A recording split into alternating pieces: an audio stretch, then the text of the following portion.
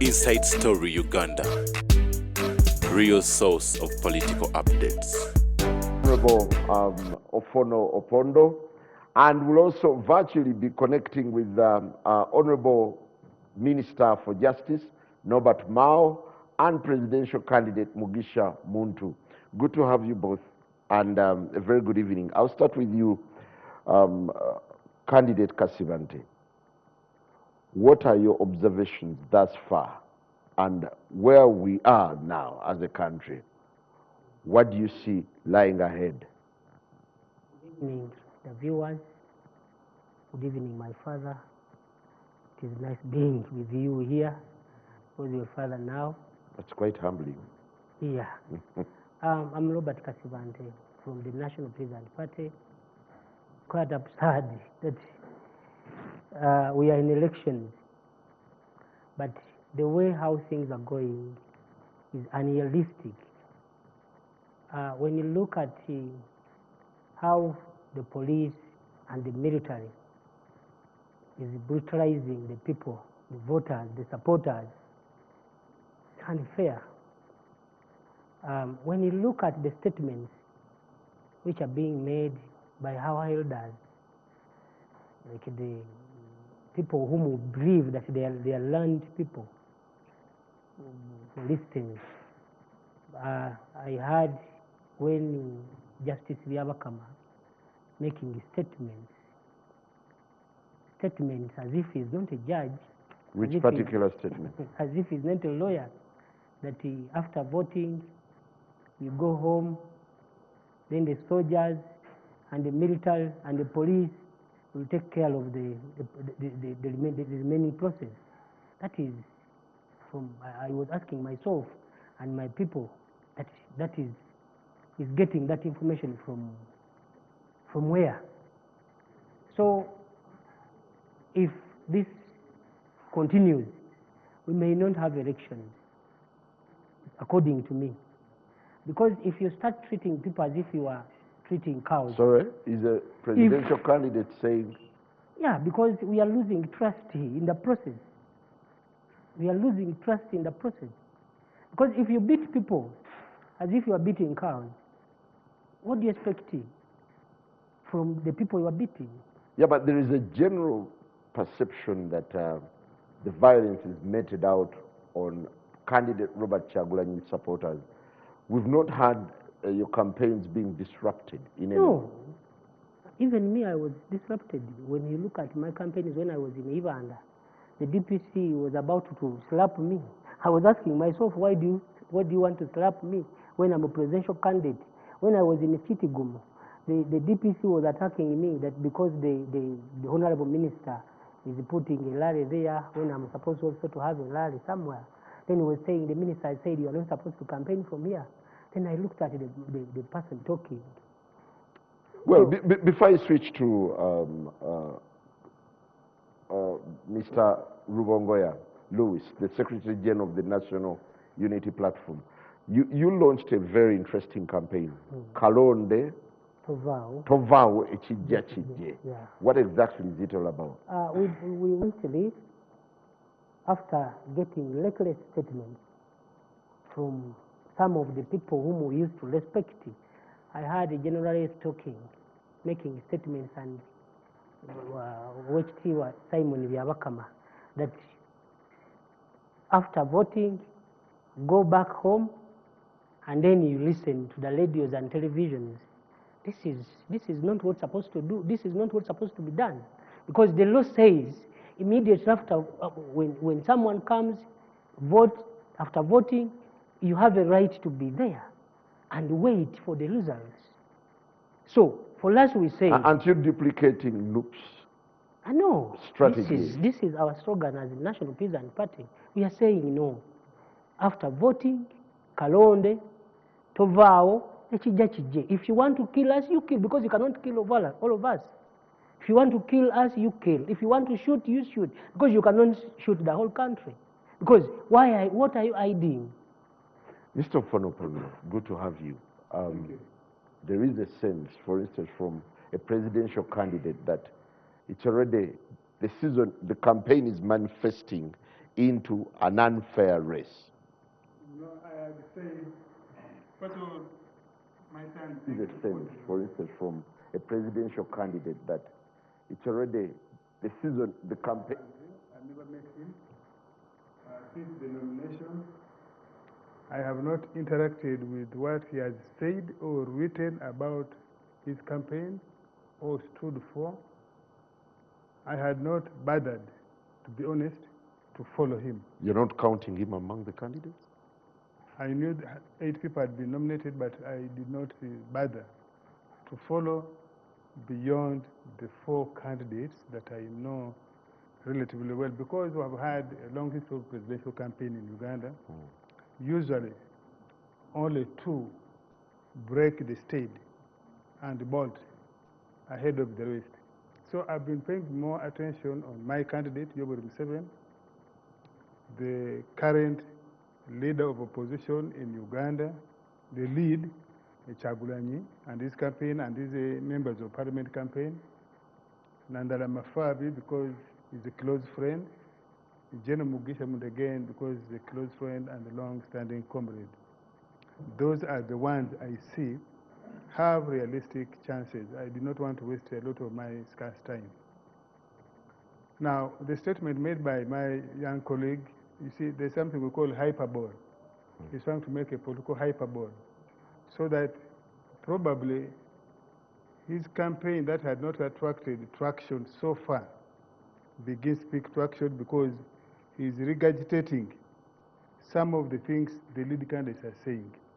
The usual song, which summarizes the ground is not level, there's mistreatment, there is impunity, and so on and so forth. But let me make my submission. I have been in the candidate Museveni campaign from the word go since nomination. On our side, so far, things have gone well. By the schedule, by the agreement we had with the Electoral Commission and the other candidates. Our candidate, as of today, out of the 141 public rallies, he has addressed about 124. We have not suffered disruption, save for nature, from nature. Some rainfall disrupting us, maybe a little poor organization, but our candidate has moved on. We have tried to, as much as possible, to live within the rules. I don't think there is one single case.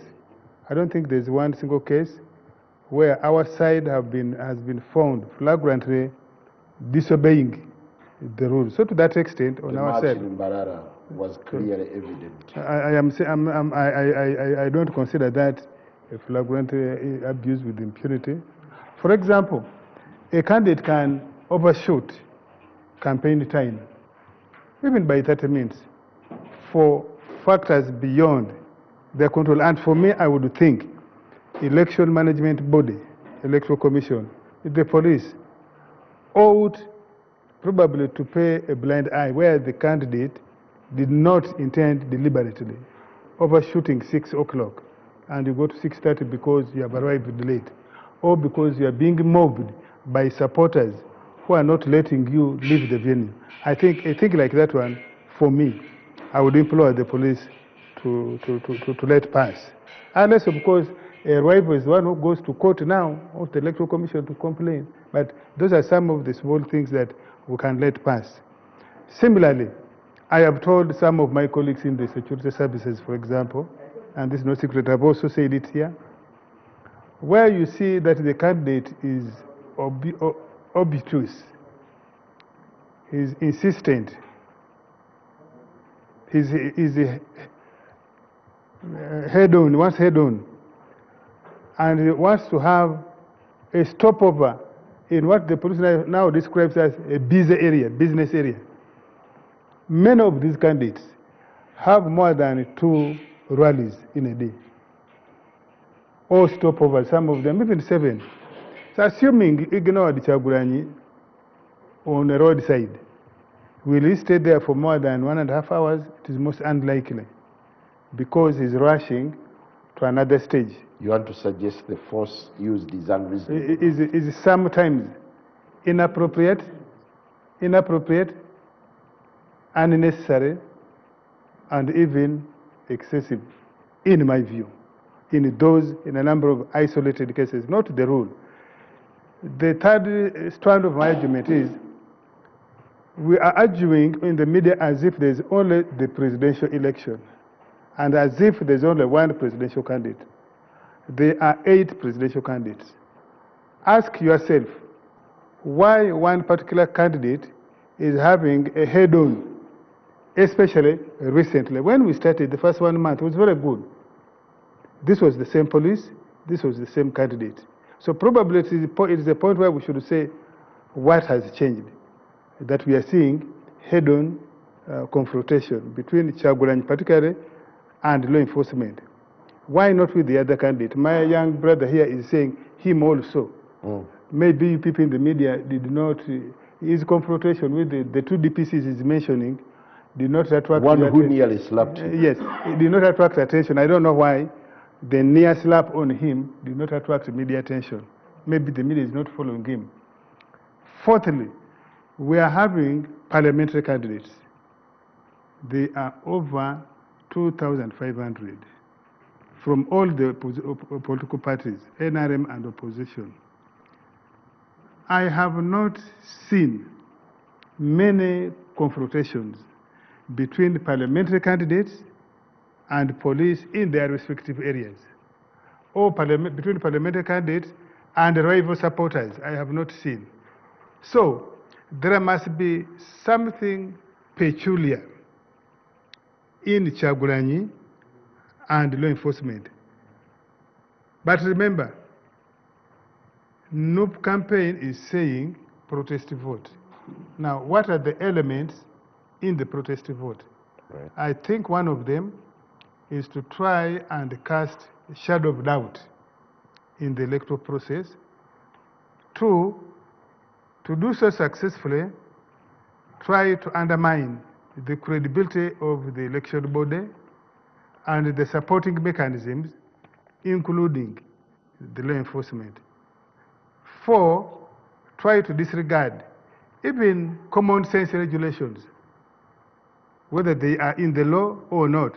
Disregard them in the hope that when you do so, you raise the tempo, you raise the possibility of captivating headline, you also raise attraction from beyond Uganda. And you have had yesterday or the other day, Mr. Kyagulanyi saying, you people, the international community, see what is happening to me. Then you clearly see that probably he has not got what he wanted from the domestic audience. He's now directly appealing to international audience. I need to let our viewers know that online we have General Mugisha Muntu. We also have Honorable Norbert Mao, who will also be sharing their perspective. Louis, thank you for joining us. You could perhaps wish to rebut first before you share with us your analysis of how the ground is building up. Why are you inviting him to rebut? Well, thank you very much and a good evening to the viewers. What I can say is that, of course, our campaign, in terms of our grand objective of reaching out to the people, has been largely successful in terms of being able to campaign and to speak out to the people even when we've been facing all these challenges. The regime, of course, is deliberately trying to make sure our message does not reach people. That's why you see all these blockades and the frustrations we've gotten in many places. But you get to see that people are on social media following. Today I've been moving around Kampala, and there are many people actually who, station phones, screens, and keep following wherever our president goes and try to continue following the message. It's very unfortunate what Ofona Opondo is saying, because he knows clearly that all these things that are happening are choreographed. They are part of a clear partisan system designed against the opposition and trying to favor Mr. Museveni and their criminal enterprise. Because if you see, he's saying that we started out well the first month. What has changed? Because that first month they're talking about... That's what he's asking as well. Yes, the first month they were not blocking us. we're able to move around, go to these places, reach out to the people. Because you see, when we have these meetings with the police, with the Electoral Commission, they talk about processions. You in the media have seen wherever Museveni is going, candidate Museveni is going, you see processions by NRM. When we were there the other day, the police were saying that, you know, for NRM, they reach out to us and we guide them on processions. We ask them, why is that right not available to NUP? How come when we come, the first thing the police says, processions are not allowed? For NRM, they say, you know, for NRM, we regulate their activities. So it's clearly partisan. You know, they keep saying that we are not allowed to have our rallies in the middle of towns, you know, wherever there are towns, there are busy town centers. But you see where they have held their rallies. Today there was that letter from a court in Masindi saying that because General Museveni was there yesterday, court would not conduct any business because he was at Boma Grounds, which is in the city center. You ask yourself, if NUP wanted to use the same venue for its rally, can it be allowed? The police will clearly say no, and they will take you so many kilometers away from town, they don't want you to go there. I'll give an example of today. Today our president was in Wilibujo, and you saw, of course they took our rally to a farther place than initially what we wanted to have. But our people were there peacefully, in their thousands, received the president, and you did not hear that anybody has been killed, anybody has been shot, anyone has been maimed. Our people are very, very peaceful. It is only when the police and military come in and start beating up people and doing all these things, committing crimes against us, that you see all this mayhem. So we should call it what it is. It's just partisanship. There is every indicator that the campaign is now building up into another chaotic affair. Does it in a way give signals of what lies ahead? Of course, like I said, that's what, you know, you need to understand the objective. The NRM in its, you know, formation and their whole idea is about violence. You know, they are a violent entity. And in order for them to, for example, be violent on election day, they must create conditions that will lead to that violence. You know how elections are conducted. Everybody saw what happened in Kawempe and the way they were, you know, unleashing a lot of brute force on citizens and all that. So what we saw in Gulu, what we saw in Woya, what we've been seeing on this campaign trail in Barara and other places is intended to, you know, first of all, instill fear in the public, intimidate the people of Uganda, and of course suppress voter turnout, because they know that if people turn out in their numbers to vote, they stand no chance. Thank you. At this moment, I will engage General Mugisha Muntu, one of the presidential candidates who is on the campaign trail down south. Good to have you, General. And how would you, yes, he's in Jinja, apologies. How would you gauge the mood and the dynamics that are playing out just a few weeks to Jan 15th?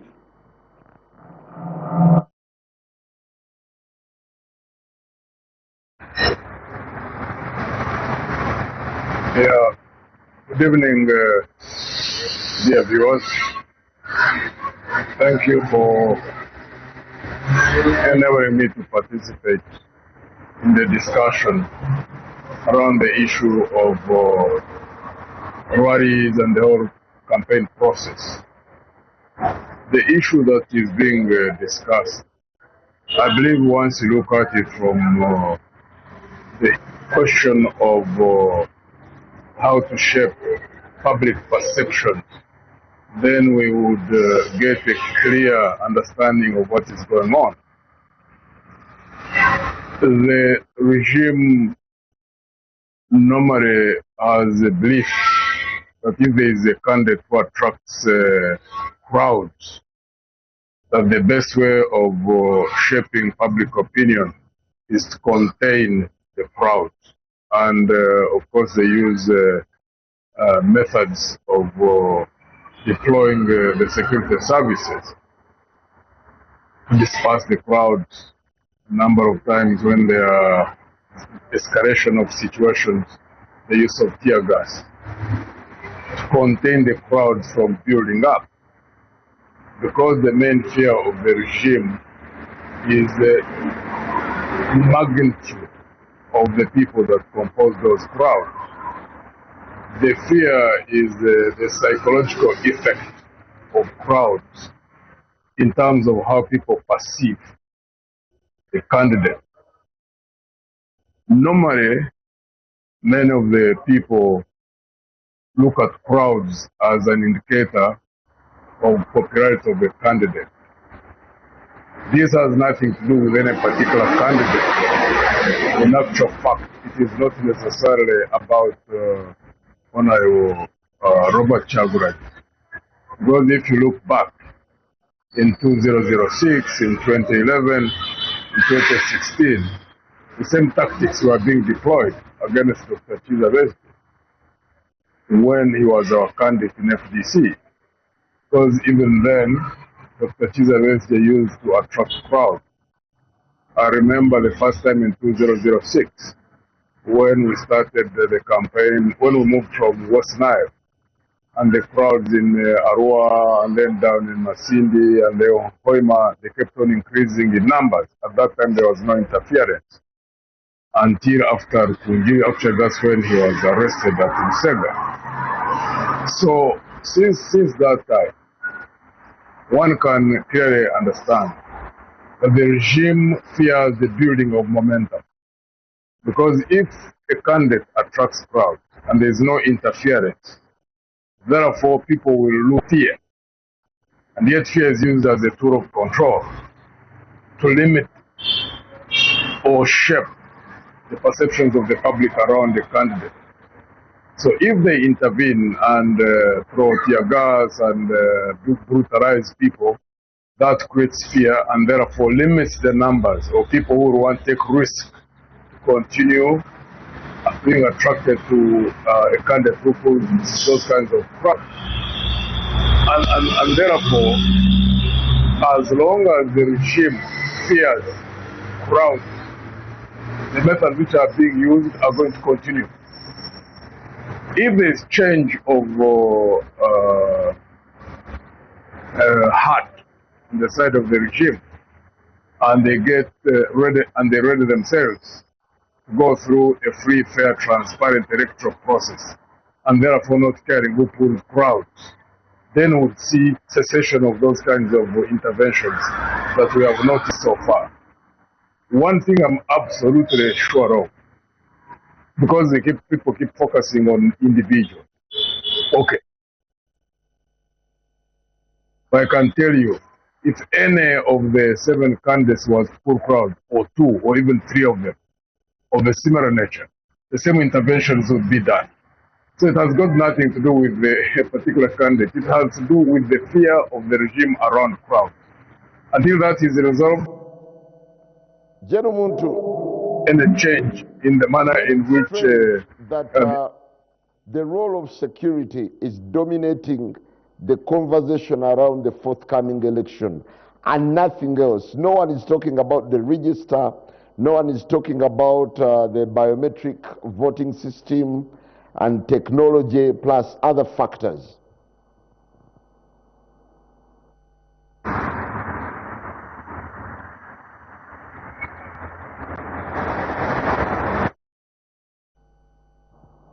Gentlemen,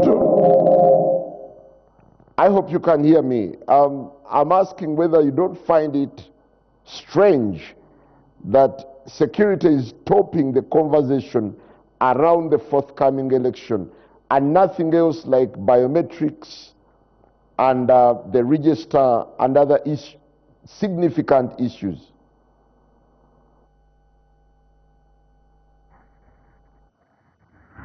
We've had agents, each candidate, all the 8 have got agents. They are holding regular meetings at the Electoral Commission.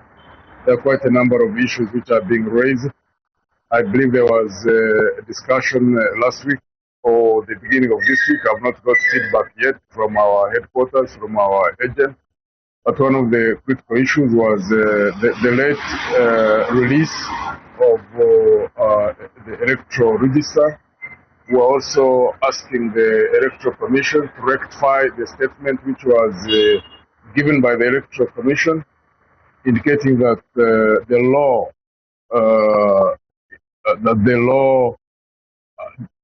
requires people, once they have voted, to go back home. the law talks about, I think, 20 meters from the cordoned off area. Once one votes and they are able to stay 20 meters away from the cordoned off area. That's what the law says. So I don't know what the outcomes are in the meetings which were held, but the Electoral Commission needs to come out and rectify that, because everywhere we are going, we are being asked by the population what exactly the law says. And it will be very unfortunate if the Electoral Commission doesn't come out and clarify. We need to follow the law. Should not follow dictates of anybody. The law is what we all need to follow. As to the electoral registers, I've also got. I don't have feedback yet on that as well. Thank you. I'll definitely be getting back to you. Candidate Kasivante, you seem to be in sync on a number of issues with your colleagues with whom you're standing against President Museveni. How come you are not speaking in a single voice, or you're not coalescing around the critical issues that are distorting this campaign? No, it doesn't. We don't need to merge so that we come up with a single voice. When I come here personally with my party, and we talk, and you also talk, it means we shall manage this old man. Because now, when you look at how police treats people, I don't know, because now for them they believe that they are intimidating voters. They think that they are intimidating us. And I don't think that is true, because they are only making us strong. Because I saw people in Chegwegwa, they have started even moving with tomatoes. They know the law of tomatoes, that when you tear gas them, they will move with the tomatoes, they will move with a bottle of water, and you will not manage them. And I want to assure the security agencies that this, what you are doing, you cannot manage us if we make a decision. If we decide, because for instance, when I was in Chitigum, the TPC tried to attack me together with my supporters. And I said, no, I'm supposed to be there, and I'm going there. And my supporters together with me, we managed to I managed to have a rally. So is your campaign running on defiance as well? Because if you mistreat me, I'm telling you this is what I'm supposed to do, and you are saying no. That is because police having no authority to stop me from making a rally from where I'm supposed to do it. Because I got permission from the Electoral Commission. We have got a clear program for as candidates. Thank you. Where things stand, you would ordinarily say, but that come 15th, more than 21 million. You see, Simon, you're part of the media. Unfortunately, the media in Uganda is gullible. I've been part of it, as you know. So I have a deeper knowledge of the media in Uganda. I have also been in politics for direct politics the last 35 years or so. So I also have a deeper understanding of the politics. Again, that's the hyperbole. You see, even in the statement being attributed to the chairperson of the Electoral Commission is picked out of context, and because it makes opposition narrative sell, they will say the chairperson doesn't want us at the polling station once we have cast our votes. I don't think that chairperson is a stupid man, let alone being a lawyer, that he can make directives on things that are glaringly in the law, but also if he did so, would be glaringly outside the law, and he knows he would be challenged. I'm glad he has since amplified his explanation, and you remember we were here with his spokesperson, Muchunguzi. Today I was speaking to Mr. Moses Byaruhanga, who is our candidate representative at the Electoral Commission. And indeed said they have been having series of meetings of the agents of presidential candidates. And so I want to respond to you that some of the things they discuss and resolve may not find their way into the media. But there are a number of things being discussed, those concerns you are raising, of biometric, of administrative issues, of the level of preparedness of the Electoral Commission vis-a-vis the other stakeholders. That discussion is going on, I don't think it should be that everything they have resolved should come into the media immediately. I think it is their judgment. If, for example, a candidate's agent complains and the explanation is satisfactory in a meeting, chances are that agent will go back to their candidate, to their party headquarters, and explain that our concerns, I have raised our concerns on A, B, C, D, and they have been responded to. Probably quite often the response would also be in writing, and that should suffice for the complaining party, in my view. Now, there's a big conversation actually going, at least from our side. When candidate Museveni and we, his various agents, go, we have been meeting people. Since I was last here, Simon, last Thursday, the following Friday, I drove to Eastern Uganda. I worked on Friday, I worked on Saturday. Sunday, we had a huge meeting that brought together close to 9,000 leaders of NRM in what we call Bukit sub-region. We met in Paris from 10 to 4 p.m. Our candidate, Yoweri Museveni, flew from Lira, where he had made, I'm told there, the sub-counties and the villages are more, because Lira has, Lango sub-region, has more districts than Bukedi. I'm told their number was 15,000. And who were we meeting? Who was he meeting in Lira? Who was he meeting together with us in Paris? We were meeting our NRM chairpersons of villages. 2, we were meeting our LC1 chairperson flag bearers. You remember, LC1s we elected, we gave them the flag sometime back in June. I want to interrupt you just a bit. Wait. We were meeting all the flag bearers.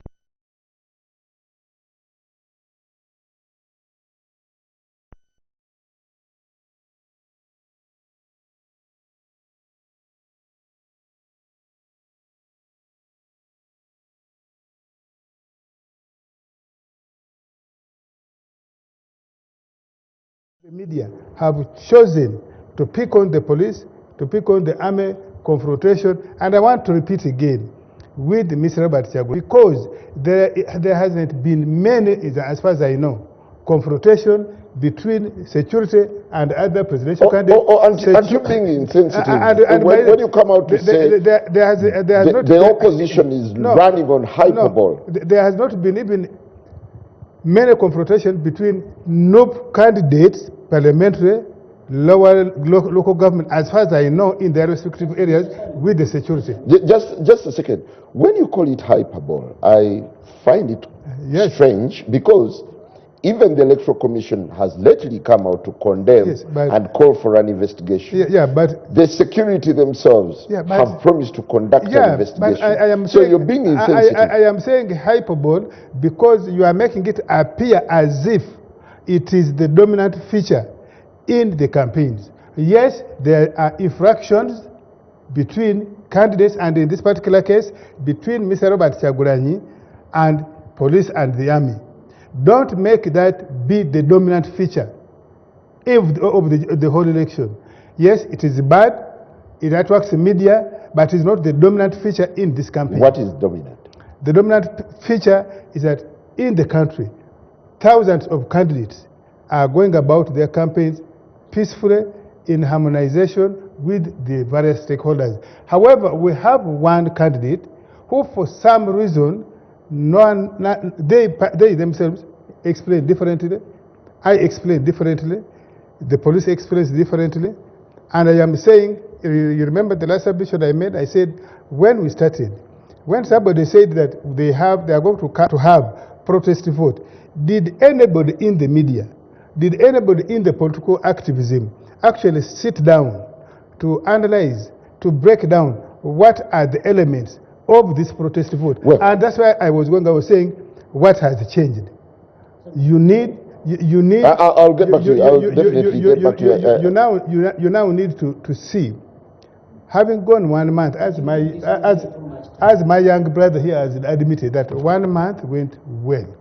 What changed? I think Mr. Kyagulanyi has discovered that there's a point at which he discovered that if he conducted this campaign the way he conducted the previous 1 month, probably is not going to attract attention, particularly media attention, and other attention from which he thinks will be the turning point Louis, for his how would you react to what he's saying is ridiculous? You're playing a sympathy card by and of creating course, that but you know, it is expected from a person like him. Like I said, and I think General Muntu also put it in very good perspective. The reason why the Honorable Robert Kyagulanyi Ssentamu is being targeted, of course, is that he's a dominant candidate. He's giving them sleepless nights. He's a real challenge against General Museveni and his decadent system. That is why they have to go for him in that manner. The reason why in the first month, because there's nothing we changed in terms of our campaign. We just went out and met the people. Even then we had complaints, of course. It's not that the first month was seamless. There were some issues. And when we went to the Electoral Commission, we talked about them. You remember even from the very first month, they were diverting us from the main routes. Ofano Pondo is here. He knows that there is no other presidential candidate who is being shoved off the main roads. Asked, you know, sometimes our president is supposed to move like 10 minutes to a venue. And the police say, you have to move 2 hours. They push him towards, you know, a road that leads him 2 hours to reach the venue. And then, when he reaches the final rally, for example, you know, at maybe 10 minutes to 6 p.m., and he's still addressing the people, they start tear gassing the people and doing all these crazy things that they've been doing to our campaign. So, what is very, very clear is that the regime is in panic mode. If Owono Pondo wants us to explain to him what the protest vote, we've been very clear about the protest vote. It is simply about campaigning, kanonye. We've talked about voting massively, increasing the voter turnout, what we say kalonde. We've said people should protect their vote, which is within the law, which we say kakume in Uganda. And then we say, if the regime deliberately rigs this vote, kabanje, which is again within the law, we say use all lawful means to demand your victory if these people do what they've always been doing. And we've broken down the measures and means which the regime has been using to break the law and to rig. Isn't that what is making security nervous and suspicious? No, but what law have we broken? That's what I'm saying. You read Article 29 of our Constitution. It provides for people to peacefully protest unarmed. People must be able to come out and say no to whatever is going on. So our campaign, our aim is to really reach out to the people of Uganda, to sell to them our message of change, to give them hope for the future. And I can tell you that the regime, an election, right? The regime in itself knows very well that they're in panic mode. That's why they're doing this. You know, initially they were saying these people in opposition don't have issues. They don't talk about policy issues and all that. And if you see our rallies, especially in that time before they started unleashing this kind of violence, we would break down a manifesto to the people, tell them what we intend to do. We tell them what a new Uganda is all about. Go into the figures in terms of how much we lose through corruption, in terms of how much we lose through what we call negatory expenditure and all that, and telling the people of Uganda how we shall put their resources to where they are to improve their lives in terms of infrastructure, healthcare, education, and all these things. So they got scared because they saw that we are gaining a lot of momentum from the population. We do not need any sympathy, Simon. We do not need any sympathy. The people of Uganda are out there. All we want is, and you remember, people came and asked our president that, you know, the election is so quiet. He said, that's what we want. We want it to remain like that because our main aim is to reach out to the people. I want to engage Honorable Norbert Mao, the Minister for Justice. Honorable Mao, good to have you and a very good evening. How do you contend with the fact that what you earlier predicted of a peaceful and quiet election has gone the opposite way?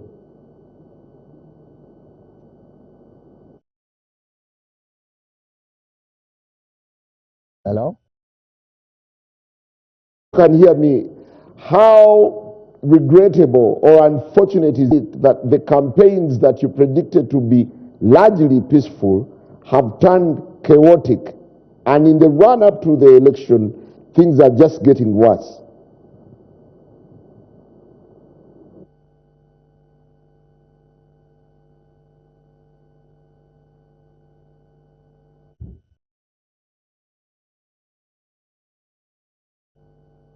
Simon, do you hear me?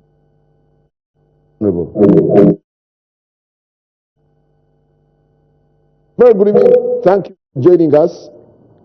How do you contend with the reality that your prediction of a quiet campaign has gone the opposite way?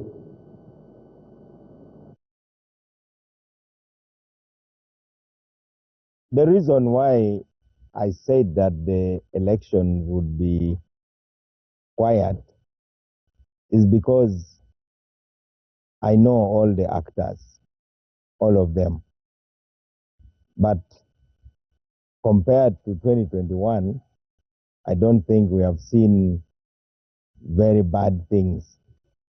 Fortunately, we have laws. I know in this debate, your main focus perhaps is to find out who is to blame and point fingers. I do not know how you have mapped the actors.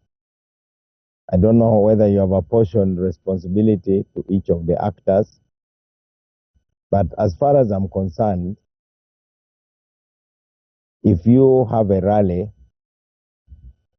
you can get to your venue.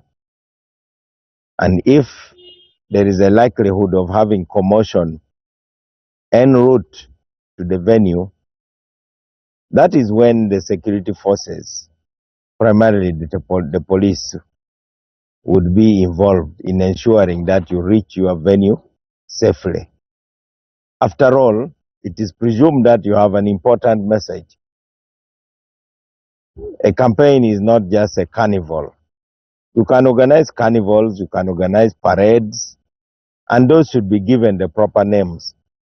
But you can imagine if those who go for prayers hold processions on each day that they hold prayers, I think we would be having chaos. So it's regrettable and unfortunate that we have had incidents of violence, and some of the violence has been attributed to those who are not part of law enforcement. For instance, rival political parties, like the incident in Gulu, like the incident in Chiruhura. Those are very unfortunate and they should be condemned. In fact, they are in breach of the Code of Conduct of Political Parties under the Political Parties and Organizations Act. And then for those officers, whether they be police or the military, who have involved themselves in violence, they are also not above the law. So I think what matters most is to name the problem, to give the problem a name, which is basically impunity. That's what we are talking about. And the answer to impunity is to restrain those who are responsible. Now, that restraint can come from the overall body that is in charge of elections, namely the Electoral Commission. It can also come from the organizations. That is, the police has got the Police Standards Unit. The UPDF has got their disciplinary procedures. And then the political parties, they have the mechanisms for disciplining their members who act in contempt of the law. Under the laws, there are actually sanctions. And those sanctions can be invoked by the National Consultative Forum of Political Parties. So I personally believe that we should invest more energy in tackling the individuals who are well known, and they should be held accountable. We are 39 days away into 34 actually, 34 days away to the 15th January elections. How is the landscape building up to the big day? What do you see as the key things that are building up?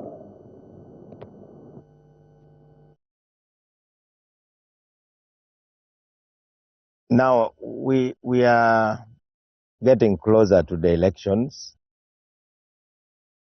And the elections are not just about the candidates, by the way. The elections are not just about the political parties. As a matter of fact, despite the claims of membership, real active members of political parties in Uganda are a very small percentage of the population. All the more reason why the environment for persuading voters should be free and fair. All the more reason why we should not interfere with the right of candidates to persuade voters. The majority of Ugandans actually are independents. They may nominally claim to believe in a political party for one reason or another. But the truth is, the real active members of political parties are very, very, very few. Now, the environment is not just toxic during elections. So let us stop talking as if this climate of intolerance is only manifested during elections.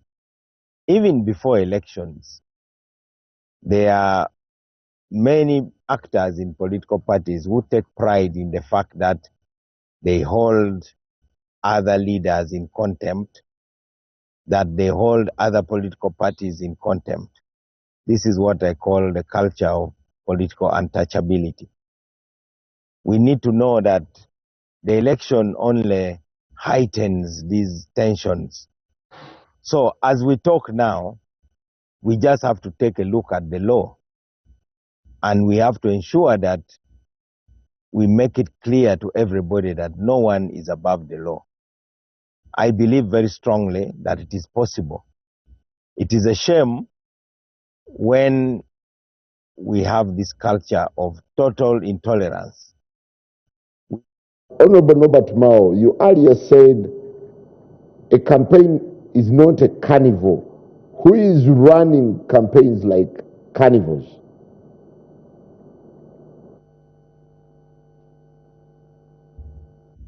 If you want to organize a carnival, you should make it a carnival.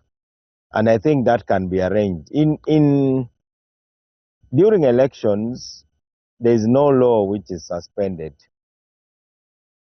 When I talk to political parties, I tell them that the law that regulates public order is the Public Order Management Act.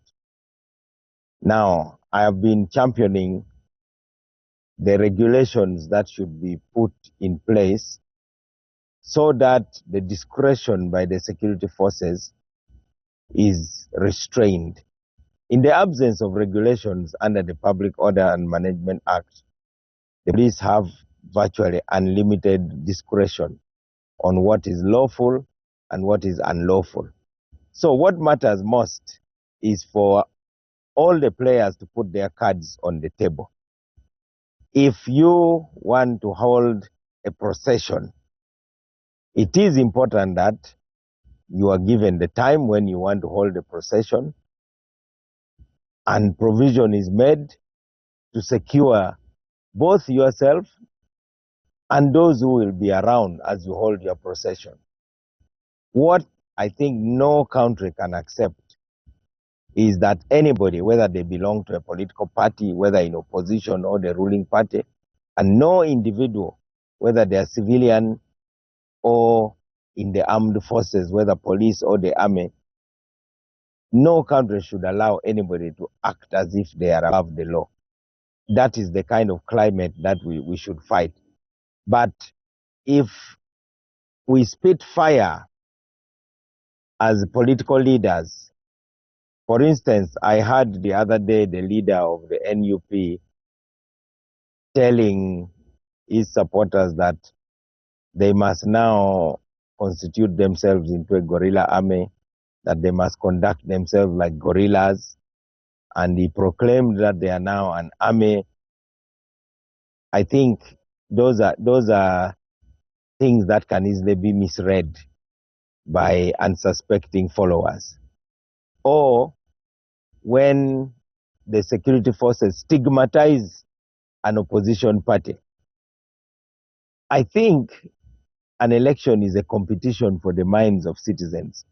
So if you treat an opposition party as if it is an outlaw organization, and yet it is registered, you have allowed it to nominate candidates, you even have schedules for them to campaign, then definitely it undermines the quality of the election. So as citizens, we must demand fair play. Unfortunately, the forums where we are supposed to discuss these things soberly are also being actively undermined. For instance, iPod. It is in iPod that political parties are supposed to sit and talk about these matters. And then, of course, we have the National Consultative Council for Political Parties. So if we don't have a clearing house where we can talk frankly to each other, that is when you end up with these street fights, because then there are no holes barred either way. To General Mugisha Muntu. General, do you find a bit of reassurance with the statements from the Minister of Justice, where he doesn't even spare security forces for their overzealousness in one way or the other? I haven't got your question. Please say it again. Question, I didn't pick it well.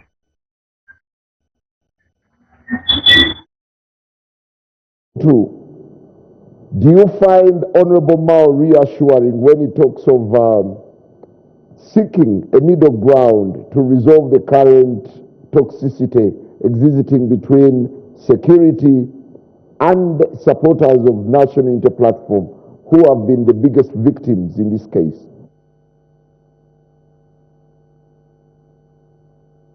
I didn't pick it still. I didn't pick the question still, unfortunately.